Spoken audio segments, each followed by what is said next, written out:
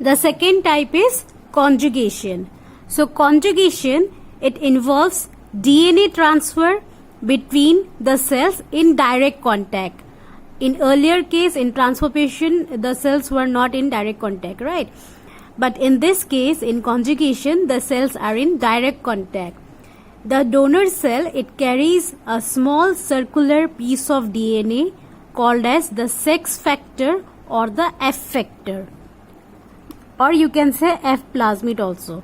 So sex factor, F factor or F plasmid, these are same only, and here F stands for fertility. So the donor cells, this is a donor cell, this contain F factor. The F factor, it encodes a special type of pilus, the F pilus or the sex pilus. Can you see here the conjugation pilus, this bridge? So this F factor, it encodes a special type of pilus, the F pilus or the sex pilus. The sex pilus, it enables the cell to, it enables cell to cell contact to be made during the conjugation. So during conjugation between these two cells, this sex pilus or F pilus help in cell to cell contact between these two cells. It will help in the contact of these two cells. So one strand of the F factor DNA passes through the sex pilus from donor cell. Can you see here? Two strands of DNA are there. So one strand, see this one. Can you see here two strands were there. So one strand, this strand, one strand from the F factor. This was our F factor. So one strand from the F factor DNA passes through the sex pilus. This will pass through the sex pilus from donor F plus. This cell, students, since it contains F plasmid or F factor, we call this cell a F plus cell, and this cell, since it do not contain the F factor, we call it as F negative cell. So this one will be F positive cell, this is F negative cell. So here one strand of the F factor DNA passes through the sex pilus to the donor cell, that is the F factor, that is it will pass from F positive to F negative. See here, students, this was our F positive cell, this is F negative cell. It contains the F plasmid or the F factor, and this cell does not contain, so we call it as F negative cell. Now the donor cell attaches to the recipient cell with its pilus, this pilus. This is the F pilus or the sex pilus. The pilus draws the cell together. It will connect these two cells through this pilus. In the next step, we will see the cell contact one another. So this cell will be in contact with this cell through this pilus. In the next step, you can see one strand of the F plasmid, or you can say F factor DNA, transferred to the recipient. So one strand, this outer strand of the plasmid DNA or the F factor DNA, it transferred to the recipient. This is our recipient cell.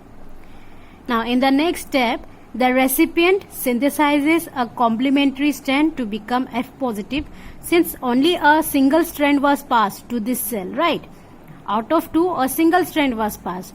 Now this recipient cell, it will synthesize another complementary strand similar to that only. It will synthesize another complementary strand to become a F positive. Now this cell, since it contains the F factor, it will become F positive, and this one was from before, it is F positive only.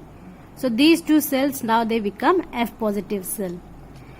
The donor synthesizes a complementary strand, restoring its complete plasmid. So this one also, since it passes one strand to this, so it will also synthesize one complementary strand, and thus it will restore its, it will complete its plasmid.